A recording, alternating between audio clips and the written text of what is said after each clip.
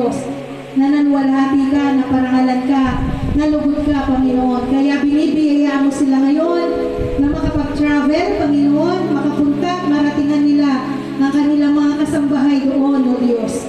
Dalangin ko ang pag-iingat mo kay ate, kay kuya, kay ate May, kung paano iningatan mo makarating sila Tintin sa lugar doon, Lord, sa kanilang pagsakay sa eroplano, sa pagsakay, Panginoon, sa bus, at saan man nasasakyan nila, Lord. Dalhin mo po silang maluwalhati, dalhin mo po silang maayos, masaya, Panginoon.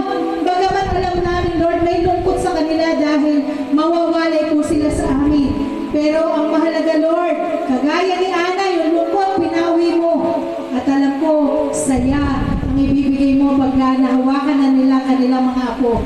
Kaya pagpalain mo po pagpunta nila doon, ingatan sila at hayaan mo, Lord, na magamit mo po sila kahit sa lugar sila pumunta.